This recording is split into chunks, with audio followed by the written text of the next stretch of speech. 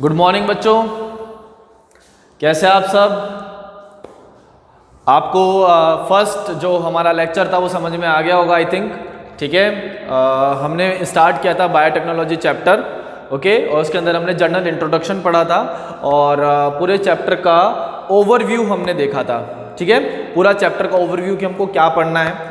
आज बेटा हम पढ़ने वाले हैं कि इस चैप्टर के अंदर जो हम टेक्निक अपना रहे हैं उस टेक्निक के अंदर कौन कौन से औजार हमको चाहिए, कौन कौन से टूल्स हमको चाहिए। ठीक है, उनके बारे में आज अपन पढ़ेंगे। ठीक है, तो आज का जो हमारा टॉपिक है बेटा, वो टॉपिक है हमारा tools of recombinant DNA technology.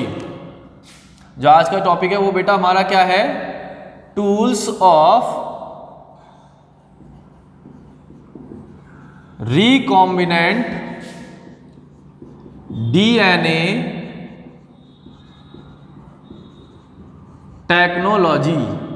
ठीक है, इसको हम शॉर्ट में बेटा RDT भी कह सकते हैं। क्या बोल सकते हैं, RDT भी कह सकते हैं। ठीक है, तो जेनेटिक इंजीनियरिंग की जो सबसे मोस्ट टेक्नोलॉजी है, यानी आनुवांशिक अभियांत्रिकी की जो सबसे मोस्ट टेक्नोलॉजी है वो है रिकॉम्बिनेंट डीएनए टेक्नोलॉजी, यानी पुनर्योजक डीएनए तकनीक।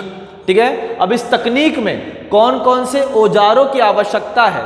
ठीक है, ये टूल्स का मतलब होता है औजार। ठीक है, कौन कौन से औजारों की हमको आवश्यकता पड़ेगी उनके बारे में हम डिटेल में पढ़ेंगे। ठीक है, और कल मैंने मोटो का एग्जाम्पल दिया था। ठीक है, और उस पूरे एग्जाम्पल के को हमको कैसे शो करना है, कौन कौन सी स्टेप है हमारी। ठीक है, वो सारा हम पढ़ेंगे। ठीक है, तो इसके अंदर काम आने वाले औजारों के बारे में पढ़ते हैं। तो इसमें बेटा काम आता है बेटा पहले एंजाइम्स। बहुत सारे एंजाइम यहाँ पे काम आते हैं। क्या काम आते हैं, बहुत सारे एंजाइम काम आते हैं। ठीक है, तो पहला जो टूल है हमारा वो क्या है बेटा, एंजाइम। क्लियर है, ओके। अब इसको ए नंबर डाल देते हैं। अब इसके अंदर बहुत सारे एंजाइम है बेटा। क्या है, बहुत सारे एंजाइम है। तो पहला एंजाइम है लयनकारी एंजाइम। तो पहला एंजाइम कौन सा है, लयनकारी एंजाइम, जिसको अपन बोलते हैं बेटा लाइजिंग एंजाइम। लयनकारी एंजाइम को क्या बोलते हैं, लाइजिंग एंजाइम। ठीक है, अब देखो ये क्या होता है इसके अंदर, है ना। मान लो कि ये सेल है हमारे पास में, ये सेल है। ठीक है, ये इसकी सेल वॉल है। ओके, ये न्यूक्लियस है, ये इसके अंदर डीएनए है, ये आरएनए है और ये प्रोटीन है। ठीक है, ये तो क्या हो गया बेटा, सेल वॉल यानी कोशिका भित्ति। ये क्या हो गया, सेल मेम्ब्रेन यानी कोशिका झिल्ली। ठीक है, ये हो गया बेटा आरएनए, ये हो गया प्रोटीन, ओके, और ये हो गया न्यूक्लियस यानी केंद्रक, और ये हो गया डीएनए। क्लियर। अब हमको इस सेल से क्या चाहिए, हमको इस सेल से चाहिए डीएनए। क्या चाहिए, डीएनए चाहिए। तो हमको ये सारे रास्ते पार करने पड़ेंगे और इस डीएनए तक पहुंचना पड़ेगा। हमको सेल वॉल यहाँ से हटानी है, फिर सेल मेम्ब्रेन हटानी पड़ेगी, आरएनए, प्रोटीन, और फिर हम कहाँ तक पहुंचेंगे, डीएनए तक पहुंचेंगे। ठीक है, तो हमको इसके अंदर क्या करना है इस पूरी टेक्निक में कि लयन करना है कोशिका का और डीएनए बाहर निकालना है। ठीक है, तो कौन कौन से एंजाइम्स होते हैं। तो सबसे पहले हम सेल वॉल को ब्रेक करेंगे। हम क्या करेंगे, कोशिका भित्ति को ब्रेक करेंगे, तोड़ेंगे कोशिका भित्ति को। तो सबकी कोशिका भित्ति बेटा अलग अलग बनी हुई होती है। तो अगर अपन फंगस की बात करते हैं तो फंगस की कोशिका भित्ति किसकी बनी हुई होती है, काइटिन की। फंगस की कोशिका भित्ति किसकी बनी हुई होती है, काइटिन की। तो इसकी कोशिका भित्ति को लयन करने के लिए यानी तोड़ने के लिए कौन सा एंजाइम काम में आएगा, काइटिनेज। कौन सा एंजाइम काम में आएगा, काइटिनेज। ठीक है, फिर बात करते हैं बेटा हम बैक्टीरिया की। तो जीवाणु की कोशिका भित्ति बनी होती है पेप्टिडोग्लाइकन की। किसकी बनी होती है, पेप्टिडोग्लाइकन की बनी होती है। और पेप्टिडोग्लाइकन को तोड़ने के लिए कौन सा एंजाइम आएगा, लाइसोजाइम। कौन सा एंजाइम काम में लेंगे बेटा अपन? लाइसोजाइम। और अपन बात करें प्लांट की, तो पादपों की कोशिका भित्ति किसकी बनी हुई होती है? सेल्यूलोज की। और इसको तोड़ने के लिए कौन सा एंजाइम काम में लेंगे? सेल्यूलेज। कौन सा एंजाइम काम में लेंगे? सेल्यूलेज। समझ में आ गया यहां तक? तो हमने सेल वॉल को तो ब्रेक कर दिया, ठीक है। चाहे किसी की भी हो, फंगस की है तो काइटिनेज से कर देंगे, बैक्टीरिया की है तो लाइसोजाइम से कर देंगे, प्लांट की है तो सेल्यूलोज से कर देंगे। तो सेल वॉल को तो ब्रेक कर दिया। अब अपन को किसको ब्रेक करना है? सेल मेम्ब्रेन को ब्रेक करना है, ठीक है। तो हम यहां पे लिख देते हैं सेल मेम्ब्रेन, यानी कोशिका झिल्ली। अब इस कोशिका झिल्ली को ब्रेक करना है, तो कोशिका झिल्ली किसकी बनी हुई होती है? सभी जीवों में कोशिका झिल्ली किसकी बनी होती है? लिपिड और प्रोटीन की, फॉस्फोलिपिड की बनी हुई होती है। किसकी बनी होती है? फॉस्फोलिपिड की बनी हुई होती है। और इसको ब्रेक करने के लिए एंजाइम काम में लेते हैं अपन बेटा लाइपेज। कौन सा एंजाइम काम में लेंगे अपन? लाइपेजेज, ठीक है। कौन सा एंजाइम काम में लेंगे? लाइपेजेज। समझ में आ गया यहां तक? अब अपन को किसको ब्रेक करना है? आरएनए को। अगर हमको आरएनए को भी हटाना है तो आरएनए को तोड़ने के लिए कौन सा एंजाइम? आरएनएज। कौन सा एंजाइम काम में लेंगे? आरएनएज। फिर अपन को प्रोटीन को हटाना है, ठीक है, प्रोटीन को भी ब्रेक करना है, तो कौन सा एंजाइम काम में लेंगे? प्रोटीएजेज। कौन सा एंजाइम काम में लेंगे? प्रोटीएजेज। समझ में आ गया? तो ये सारे एंजाइम है बेटा लाइजिंग एंजाइम। हाँ, यहां पर आप डीएनए को काम में नहीं लेना है, डीएनए को काम में नहीं लेना है। नेवर यूज डीएनए, क्योंकि अपन को तो डीएनए प्राप्त करना है ना। अगर आपने डीएनए काम में ले लिया तो डीएनए नष्ट हो जाएगा, फिर क्या मतलब है कोशिका को ओपन करने का, ठीक है। तो सेल वॉल को हटाने के लिए अगर फंगस की सेल वॉल है तो काइटिनेज, बैक्टीरिया की सेल वॉल है तो लाइसोजाइम, प्लांट की सेल वॉल है तो सेलुलोज एंजाइम काम में लेंगे।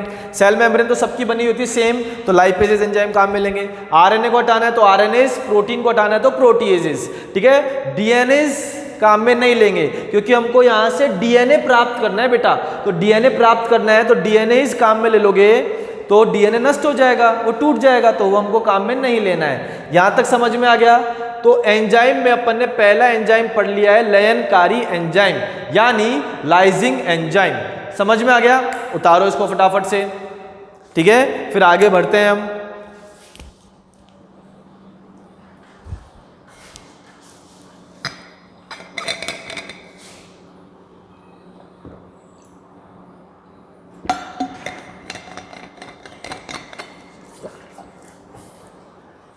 ओके, बढ़े आगे, ठीक है बेटा।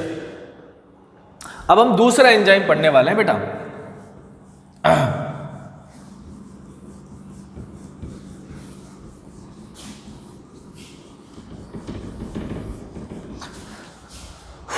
दूसरा एंजाइम है बेटा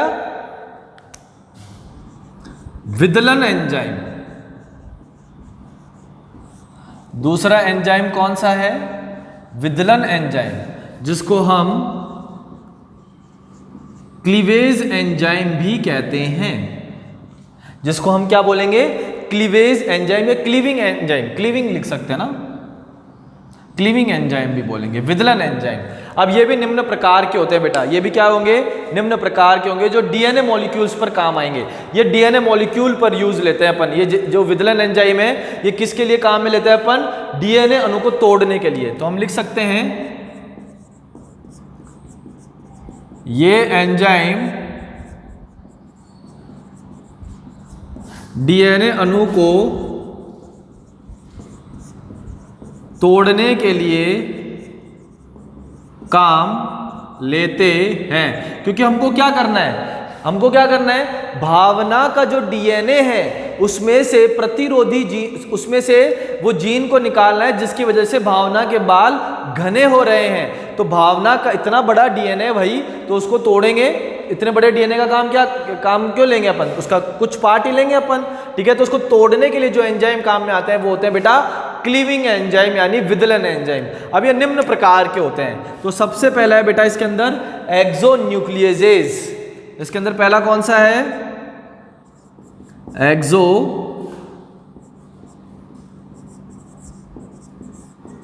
न्यूक्लियेजेज।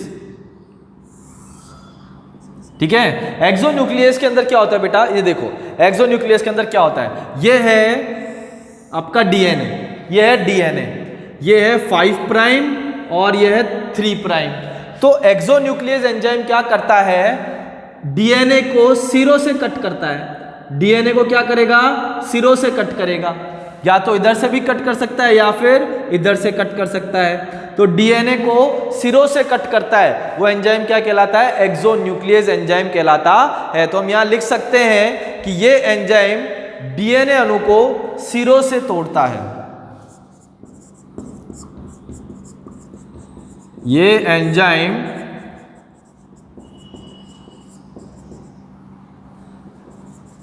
डीएनए अणुओं को या डीएनए को सिरों से डीएनए अणु के सिरे से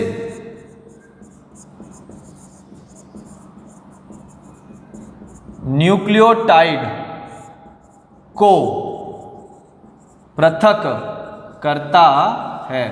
तो ये क्या करेगा? ये एंजाइम डीएनए अणु के सिरे से न्यूक्लियोटाइड को पृथक करेगा। समझ में आ गया यहां तक? ठीक है। दूसरा जो एंजाइम पढ़ने वाला है बेटा इसी का, वो है एंडोन्यूक्लियस एंजाइम। एंडोन्यूक्लियस वो क्या करता है? जैसे कि ये अपने पास में 5 प्राइम, ये डीएनए मॉलिक्यूल है, ये 3 प्राइम। तो डीएनए को किसी भी जगह से रैंडमली कट कर सकता है। वो डीएनए अणु को कहीं से भी कट कर देगा, लेकिन सिरों से कट नहीं करेगा। वो कहीं से भी कट कर देगा लेकिन सिरों से कट नहीं करेगा। ठीक है, तो ऐसा एंजाइम क्या कहलाएगा? एंडोन्यूक्लियस एंजाइम कहलाएगा। तो ये डीएनए अणु को बीच में से काटते हैं। ठीक है, सिरों के अलावा कहीं से भी काट सकते हैं। यह डीएनए अणु को सिरों के अलावा कहीं से भी काट सकते हैं। ये डीएनए अणु को सिरों के अलावा कहीं से भी काट सकते हैं। ठीक है, अब एक बात बताओ मुझे कि ये डीएनए मॉलिक्यूल को तोड़ रहा है तो कौन सा बॉन्ड तोड़ रहा है? हाइड्रोजन बॉन्ड तोड़ रहा है या फास्फोडाइएस्टर बॉन्ड तोड़ रहा है? भाई एक्सोन्यूक्लियस है, एक्सोन्यूक्लियस है। अब डीएनए जिस स्ट्रैंड को तोड़ता है ना, ये तो हाइड्रोजन बॉन्ड को तोड़ेगा। ये ऐसे है बेटा ना, ये 2 स्ट्रैंड है यहाँ पे। ठीक है, दोनों स्ट्रैंड होंगे क्योंकि डीएनए डबल स्ट्रैंडेड होता है ना। तो अब हाइड्रोजन बॉन्ड को तोड़ेगा या फास्फोडाइएस्टर बॉन्ड को तोड़ेगा? ठीक है, तो इसका आंसर बेटा कि ये जो है फास्फोडाइएस्टर बॉन्ड को ब्रेक करते हैं। ये फास्फोडाइएस्टर बंध को तोड़ते हैं। ठीक है, हाइड्रोजन बॉन्ड को नहीं तोड़ेंगे, फास्फोडाइएस्टर बॉन्ड को तोड़ेंगे। ठीक है, आपने डीएनए के बारे में पढ़ रखा है चैप्टर नंबर 11th क्लास के अंदर। ठीक है, बायोमोलिक्यूल्स वाला चैप्टर पढ़ा होगा, उसमें पूरा डीएनए पढ़ा होगा। तो आपको पता होना चाहिए कि फास्फोडाइएस्टर बॉन्ड क्या होता है ना। तो ये फास्फोडाइएस्टर बॉन्ड को तोड़ता है। समझ में आ गया यहाँ पर? अब हम पढ़ने वाले हैं बेटा तीसरा, विदलन एंजाइम में तीसरा एंजाइम। ठीक है, विदलन एंजाइम में हम तीसरा एंजाइम पढ़ने वाले हैं जिसका नाम है रेस्ट्रिक्शन एंडोन्यूक्लियेज। मिटा दूं उसको। अब विदलन एंजाइम में हम तीसरा एंजाइम पढ़ने वाले हैं बेटा। ठीक है, जिसका नाम है रेस्ट्रिक्शन एंडोन्यूक्लियेज, जिसको अपन बोलते हैं प्रतिबंधित एंडोन्यूक्लियस, है ना हिंदी में। इंग्लिश में तो क्या बोलते हैं? Restriction endonuclease. ठीक है, और इसको हिंदी में बोलेंगे प्रतिबंधित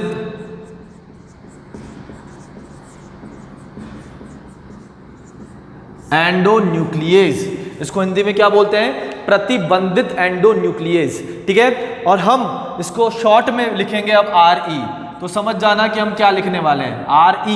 RE को बोलते हैं रेस्ट्रिक्शन एंडोन्यूक्लियस। तो अब पूरा नाम नहीं लिखेंगे, बहुत बड़ा नाम हो जाता है ना, ठीक है, तो हम शॉर्ट में लिख देंगे RE। तो आप लोग समझ जाना कि हम किसके बारे में बात कर रहे हैं, रेस्ट्रिक्शन एंडोन्यूक्लियस एंजाइम के बारे में बात कर रहे हैं, ठीक है। अब पढ़ते हैं बेटा, रेस्ट्रिक्शन एंडोन्यूक्लियस जो एंजाइम है वो बैक्टीरिया से प्राप्त किया जाता है, ठीक है। इसको किससे प्राप्त किया जाता है? जीवाणु से प्राप्त। ये एंजाइम किससे प्राप्त होता है? जीवाणु से प्राप्त होता है, ठीक है। दूसरी चीज, इसको आणविक कैंची भी कहा जाता है, इसको आणविक कैंची भी कहा जाता है, मॉलिक्यूलर सीजर। क्या बोलते हैं इसको? आणविक कैंची भी कहा जाता है, मॉलिक्यूलर सीजर भी कहा जाता है इसको, ठीक है। दूसरी चीज, जो बैक्टीरिया होते हैं, ठीक है, उसके अंदर क्या पाया जाता है? डिफेंस मैकेनिज्म पाया जाता है ना। अब देखो, जीवाणु से प्राप्त होता है, ठीक है, और इसकी वजह से इसके अंदर क्या पाया जाता है? डिफेंस मैकेनिज्म भी पाया जाता है। वो देखेंगे क्या होता है। इसको आणविक कैंची भी कहा जाता है, ठीक है। फिर पहला डिस्कवर्ड, देखो हम लिख रहे हैं HIND और यह second, HIND second, Hind second, ये फर्स्ट डिस्कवर्ड रेस्ट्रिक्शन एंडोन्यूक्लियस है। सबसे पहले डिस्कवर किया गया प्रतिबंधित एंडोन्यूक्लियस कौन सा है? Hind second. कौन सा है? Hind second, HIND second. समझ में आ गया यहां तक? कोई दिक्कत है? और अब तक और आज तक 900 रेस्ट्रिक्शन एंडोन्यूक्लियस, आज तक 900 रेस्ट्रिक्शन एंडोन्यूक्लियस जीवाणुओं के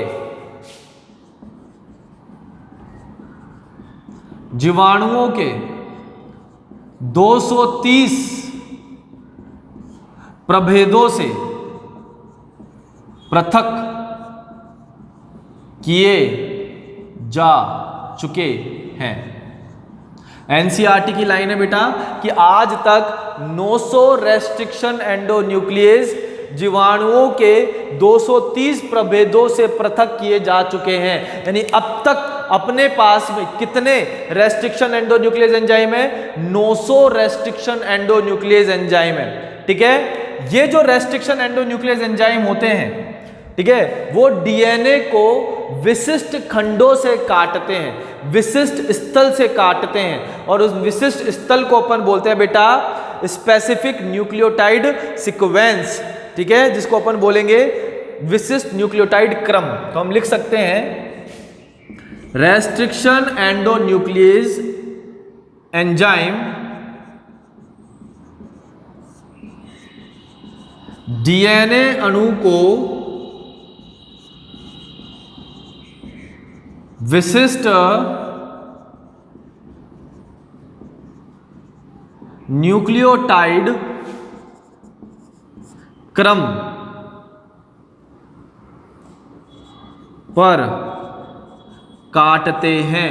यानी ये पर्टिकुलर साइट पर कट करते हैं। भाई एक्सोन्यूक्लियस तो सिरों से कट कर देगा, एंडोन्यूक्लियस बीच में से कहीं से भी काट देगा, लेकिन रेस्ट्रिक्शन एंडोन्यूक्लियस डीएनए अणु को विशिष्ट स्थलों से काटेगा। किससे काटेगा? विशिष्ट स्थलों से काटेगा, जिसको अपन विशिष्ट न्यूक्लियोटाइड क्रम कहते हैं, ठीक है, स्पेसिफिक न्यूक्लियोटाइड सीक्वेंस कहते हैं। यहां तक समझ में आ गया है आपको? कोई दिक्कत है? अब बेटा क्वेश्चन ये आता है कि इसको रेस्ट्रिक्शन एंडोन्यूक्लियस क्यों कहा जाता है, ठीक है। तो क्वेश्चन है बेटा हमारे पास में कि इसे रेस्ट्रिक्शन एंडोन्यूक्लियस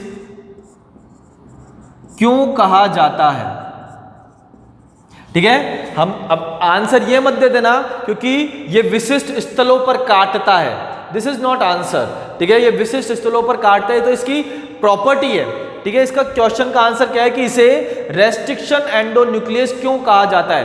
क्योंकि ये जीवाणु भोजी की वृद्धि को रोक देते हैं, क्योंकि ये जीवाणु भोजी की वृद्धि को रोक देते हैं। यानी ये क्या करेंगे, जीवाणु भोजी की वृद्धि को रेस्ट्रिक्ट करेंगे, रोकेंगे। अब आप बोलोगे ये जीवाणु भोजी क्या होता है, तो ऐसा वायरस जो जीवाणुओं को संक्रमित करता है क्या कहलाता है, जीवाणु भोजी। ऐसा वायरस जो जीवाणु को संक्रमित करता है जीवाणु भोजी कहलाता है। तो वायरस जब जीवाणु को संक्रमित करने आएगा तो रेस्ट्रिक्शन एंडोन्यूक्लियस वायरस के डीएनए को काट देगा, ठीक है, जिसकी वजह से जीवाणु भोजी बैक्टीरिया को संक्रमित नहीं कर पाएगा। So we can say these are restriction endonuclease, इसलिए हम कहते हैं कि ये रेस्ट्रिक्शन एंडोन्यूक्लियस एंजाइम है। समझ में आ गया। अब एक चीज मुझे बताओ, आपके दिमाग में ये क्वेश्चन हो रहा होगा कि सर ये जो है रेस्ट्रिक्शन एंडोन्यूक्लियस ये डीएनए अणु को विशिष्ट स्थलों पर काटता है, ठीक है, बैक्टीरिया के अंदर मिलेगा, तो ये बैक्टीरिया के डीएनए को क्यों नहीं काटता? ये भी तो क्वेश्चन आपके दिमाग में आ सकता है ना कि ये बैक्टीरिया में है लेकिन फिर भी ये बैक्टीरिया के डीएनए को नहीं काटेगा, क्यों भाई, ऐसा क्या होता है? तो एक और क्वेश्चन लिख लो कि वाई यानी how bacterial is saving himself, यानी बैक्टीरिया जीवाणु स्वयं को इस एंजाइम से कैसे बचाता है, जीवाणु स्वयं को इस एंजाइम से कैसे बचाता है, वो ये एंजाइम इसके डीएनए को क्यों नहीं कट करता? तो इसका आंसर है बेटा डीएनए मिथाइलेज। इसका आंसर क्या है? डीएनए मिथाइलेज एक एंजाइम है, डीएनए मिथाइलेज। वो क्या करता है, बैक्टीरिया के डीएनए में परिवर्तन कर देता है, उसको मॉडिफाई कर देता है, ठीक है। तो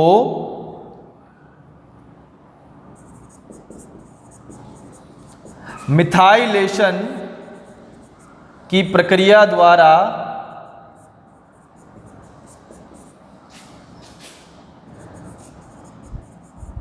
जीवाणु के डीएनए को परिवर्तित कर दिया जाता है, मतलब मॉडिफाई कर दिया जाता है ना, रूपांतरित बोल सकते हैं आप इसको, है ना, रूपांतरित कर दिया जाता है, जिससे जीवाणु का डीएनए रेस्ट्रिक्शन एंडोन्यूक्लियस एंजाइम से बच जाता है, जिससे जीवाणु का डीएनए रेस्ट्रिक्शन एंडोन्यूक्लियस एंजाइम से बच जाता है। क्लियर? तो ये दो क्वेश्चन आपको बहुत इंपॉर्टेंट क्वेश्चन हमने बता दिए हैं, ठीक है। एनसीईआरटी में भी है आपके ये लाइन लिखी हुई है कि रेस्ट्रिक्शन एंडोन्यूक्लियस क्यों कहा जाता है, क्योंकि जीवाणु भोजी को वृद्धि को रोक देता है, उसके वायरस के डीएनए को काट देगा। दूसरा, जीवाणु स्वयं को इस एंजाइम से कैसे बचाता है, डीएनए मिथाइलेज के द्वारा, यानी डीएनए के सिरे पर मिथाइलेशन हो जाता है, मिथाइल ग्रुप ऐड हो जाता है, तो रेस्ट्रिक्शन एंजाइम उसको कट नहीं करेगा। समझ में आ गया? तो इस तरीके से जीवाणु अपने वाले डीएनए को बचा सकता है। यहां तक समझ में आ गया? कोई दिक्कत है? ठीक है। अब हम पढ़ते हैं बेटा रेस्ट्रिक्शन एंडोन्यूक्लियस एंजाइम का नामकरण, ठीक है। इसको मिटा रहा हूं मैं, ना।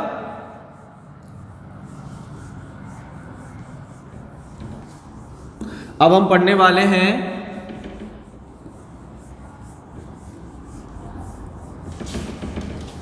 इसका नामकरण, ओके। RE का मतलब रेस्ट्रिक्शन एंडोन्यूक्लियस का नामकरण। तो कैसे रखते हैं नामकरण, ठीक है। तो हम एक एग्जाम्पल ले रहे हैं यहां पर, और एग्जाम्पल हमने लिया है इको आर फर्स्ट, ये एग्जाम्पल हमने लिया है। ये एक प्रकार का रेस्ट्रिक्शन एंडोन्यूक्लियस एंजाइम है।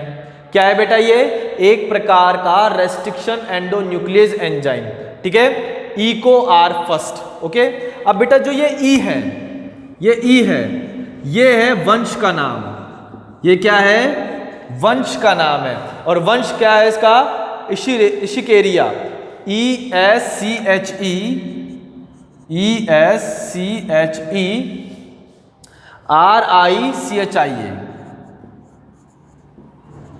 ठीक है। इशिकेरिया यानी इसका ई लिया है अपन ने, तो वंश का पहला अक्षर ई, ठीक है। वंश का पहला अक्षर लेते हैं हम यहां पर, तो वंश का पहला अक्षर क्या है, ई ले लिया, ठीक है।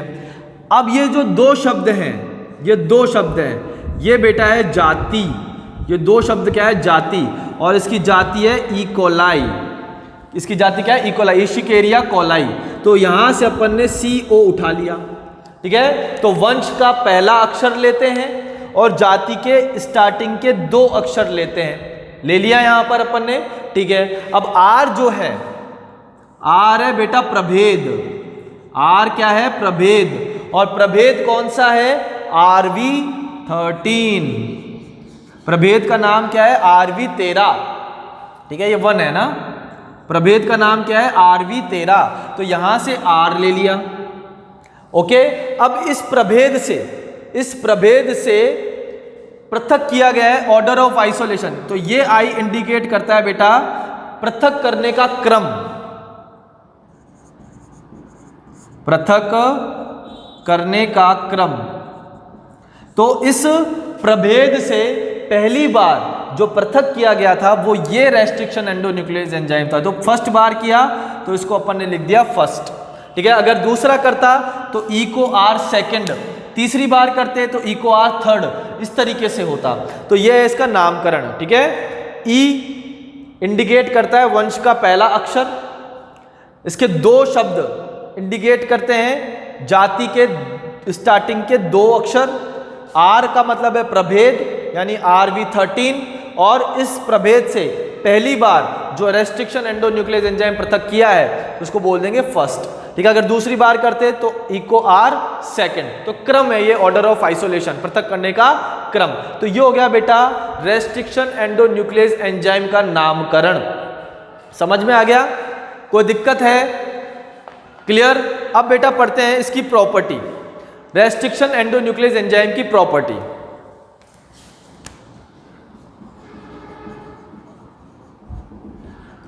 Properties of restriction endonuclease enzyme, क्या बोलेंगे, property of restriction endonuclease enzyme. तो पहला क्या होगा कि अपना काम करने के लिए इसको क्या चाहिए, ATP चाहिए, ठीक है।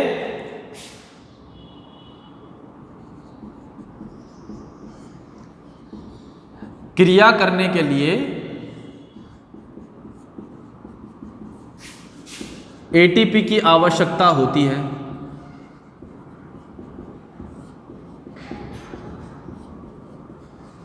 ठीक है।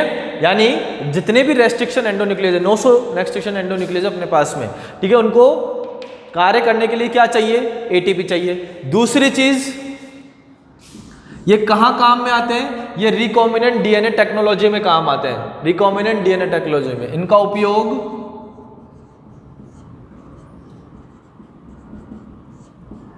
RDT में किया जाता है, इनका उपयोग RDT में किया जाता है, ठीक है। RDT यानी रिकॉम्बिनेंट DNA टेक्नोलॉजी में इनका उपयोग किया जाता है, ठीक है। ये विशिष्ट स्थलों पर DNA को काटते हैं, ये विशिष्ट स्थलों पर DNA को काटते हैं,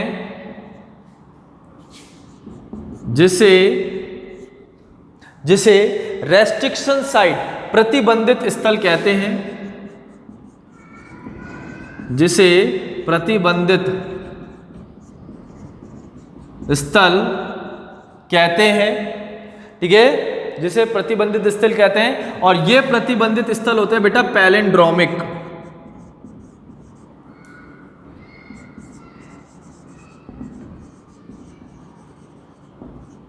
इसको अपन बोलते हैं पैलिंड्रोमिक, क्या बोलेंगे, पैलिंड्रोमिक। इन प्रतिबंधित स्थलों को क्या बोलेंगे, पैलिंड्रोमिक सीक्वेंस, यानी पैलिंड्रोमिक क्रम। और पैलिंड्रोमिक क्रम क्या होता है? जो उल्टा सीधा पढ़ने पर एक समान दिखे। ठीक है, जैसे कि MADAM, मैडम, तो चाहे आप इसको इधर से पढ़ो चाहे आपको इधर से पढ़ो, तो ये सीक्वेंस क्या कहलाएगा बेटा? Palindromic sequence. ठीक है, ये सीक्वेंस क्या कहलाएगा? Palindromic sequence. ठीक है, जिसको पढ़ने पर क्या हो? एक समान दिखाई दे। तो this means that DNA sequence is the same when read of 5 to 3 prime direction. तो इसका मतलब हो गया कि इसका अर्थ है दोनों तरफ 5 प्राइम से 3 प्राइम दिशा का जो पठन है वो समान होता है। इसका मतलब क्या हो गया पैलिंड्रोमिक का? कि इसमें 5 प्राइम to 3 प्राइम दिशा का पठन दोनों तरफ समान होता है। ठीक है, तो MADAM या फिर पढ़ लो MADAM। तो इस सीक्वेंस को अपन बोलते हैं पैलिंड्रोमिक सीक्वेंस। तो ये इसकी प्रॉपर्टी है कि क्रिया करने के लिए ATP की आवश्यकता होती है, RDT में काम आता है और विशिष्ट स्थलों पर काटता है। उन विशिष्ट स्थलों को बोलते हैं पैलिंड्रोमिक सीक्वेंस। और पैलिंड्रोमिक सीक्वेंस होता है कि जो उल्टा सीधा पढ़ने पर कैसा हो? एक समान हो, तो उसको बोलेंगे अपन पैलिंड्रोमिक सीक्वेंस, जिसे 5 प्राइम to 3 प्राइम दिशा का जो पठन होगा दोनों तरफ क्या होता है? समान होता है। उसको बोलते हैं अपन पैलिंड्रोमिक सीक्वेंस। यहां तक समझ में आ गया है आप लोगों को? ठीक है, अब अपन पढ़ रहे हैं बेटा मैकेनिज्म ऑफ एक्शन।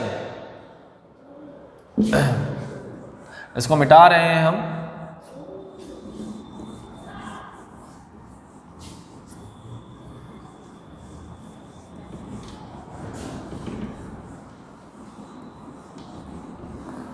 अब अपन पढ़ रहे हैं मैकेनिज्म ऑफ एक्शन। ठीक है, किस तरीके से कार्य करता है। ठीक है, तो बेटा यहां पर एक होते हैं चिपचिपा एंड, स्टिकी एंड, इसको बोलते हैं अपन चिपचिपा सिरा। ठीक है, और एक होता है बेटा ब्लंट एंड। ब्लंट एंड या फिर इसको बोल सकते हैं अपन फ्लश एंड। ठीक है, इसका हिंदी में भी इसको अपन को क्या बोलेंगे? ब्लंट एंड बोलेंगे, फ्लश एंड बोलेंगे। पहले इसकी डेफिनेशन देख लेते हैं और फिर इनको हम डिटेल में पढ़ते हैं। तो डेफिनेशन क्या होगी चिपचिपे सिरे की? कि विदलन से बना हुआ DNA अणु में, विदलन से बना हुआ DNA अणु में सिरों पर, DNA अणु में सिरों पर कुछ अयुग्मित क्षार होते हैं, कुछ अयुग्मित क्षार होते हैं। ऐसा सिरा चिपचिपा सिरा कहलाता है। ऐसा सिरा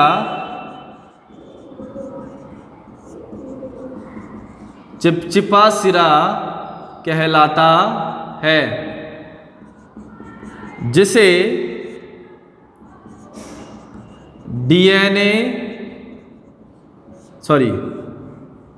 चिपचिपा सिरा कहलाता है जो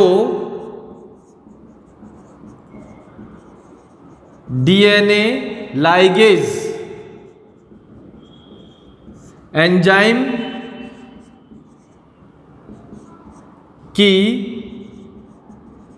क्रिया में सहायता करता है। जो DNA लाइगेज एंजाइम की क्रिया में क्या करेगा? सहायता करेगा। तो ऐसा सीक्वेंस, तो क्या ऐसा जो सिरा है वो क्या कहलाएगा? चिपचिपा सिरा कहलाएगा। ठीक है, और ब्लंट एंड क्या होता है? कि अपवाद स्वरूप कुछ रेस्ट्रिक्शन एंजाइम, कुछ रेस्ट्रिक्शन एंडोन्यूक्लियस एंजाइम DNA को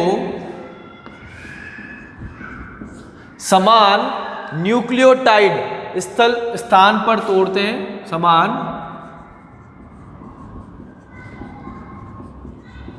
न्यूक्लियोटाइड स्थान पर तोड़ते हैं तो ऐसा सिरा ब्लंट एंड कहलाता है। अब इसको अपन पढ़ते हैं कि क्या होता है ये स्टिकी और क्या होता है ये ब्लंट। ठीक है, तो हम एक एग्जांपल ले रहे हैं GAATTC। देखो GAATTC, ठीक है, ये तो है बेटा 5 प्राइम और ये है बेटा 3 प्राइम। क्लियर। फिर हम DNA बना रहे हैं यहाँ पे, तो ये हो गया 3 प्राइम, तो CTTAAG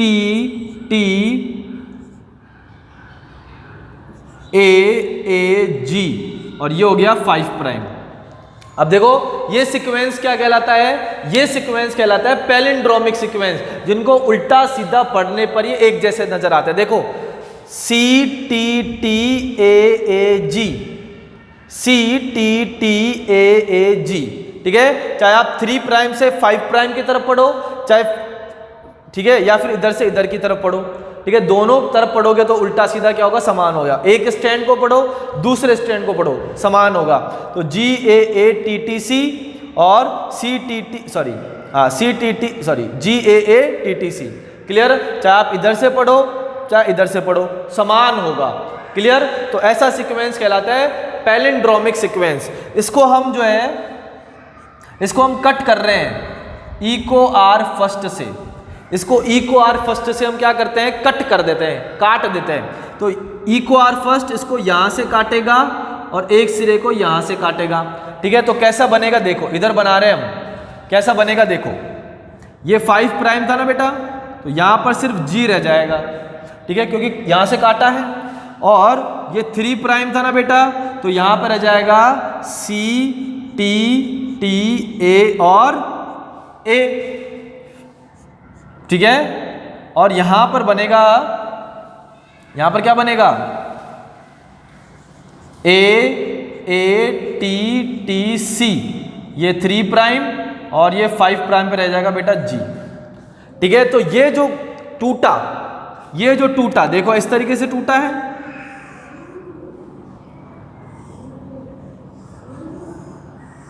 ठीक है, टूटा है ना, तो इसको बोलते हैं अपन स्टिकी एंड, यानी चिपचिपा सिरा। ठीक है, जो आसानी से क्या हो सकता है, DNA लाइगेज द्वारा चिपक सकता है, तो इसको बोलते हैं स्टिकी एंड। समझ में आ गया, कोई दिक्कत है? तो ये EcoRI जो है, ये एंजाइम जो है, इनको विशिष्ट स्थलों पर काटते हैं। इसको क्या करेंगे, विशिष्ट स्थलों पर काटेंगे। ये इसका डायग्राम मैंने यहां बनाया, तो इधर बना लेना इसके नीचे। क्लियर। तो EcoRI से जब इसको ट्रीट करवाएंगे, ठीक है, इको आर फर्स्ट से जब अपन को इसको ट्रीट करवाएंगे तो इस तरीके से टूटेगा। ये काटेगा यहां से और इधर से काटेगा यहां से, G से काटेगा। तो ये जो सिरा है, ये सिरा क्या कहलाएगा, स्टिकी एंड कहलाता है, यानी चिपचिपा सिरा कहलाता है। अब यहाँ की अगर अपन बात करते हैं यहाँ की, तो यहाँ पर देखो 5 प्राइम है, तो CCCGGG 3 प्राइम, और 3 प्राइम है तो GGGCCC 5 प्राइम। तो इधर से पढ़ लो CCCGGG, या इधर से पढ़ लो CCCGGG, और इसको अपन ट्रीट करवाते हैं SMA फर्स्ट से, SMA फर्स्ट। ठीक है, ये दूसरा रेस्ट्रिक्शन एंडोन्यूक्लियस है। सारे रेस्ट्रिक्शन एंडोन्यूक्लियस अलग अलग साइड से कट करेंगे, समान से नहीं करेंगे। तो E-coli तो G से कट करेगा, अगर इससे भी कट करवाए तो ये G से कट कर देगा।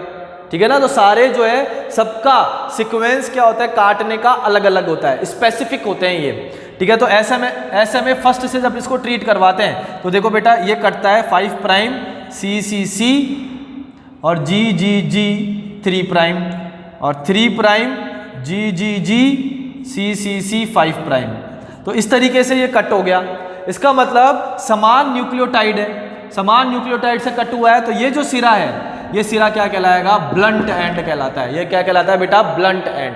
ठीक है, अब इसके यानी स्टिकी एंड पर कौन कौन और एंजाइम्स जो है रेस्ट्रिक्शन एंजाइम काटेंगे, जिसके एग्जांपल आप लिख सकते हो इसके जो एग्जाम्पल है, इसके एग्जाम्पल मैं यहाँ लिखवा लेता हूँ, ClAV फर्स्ट,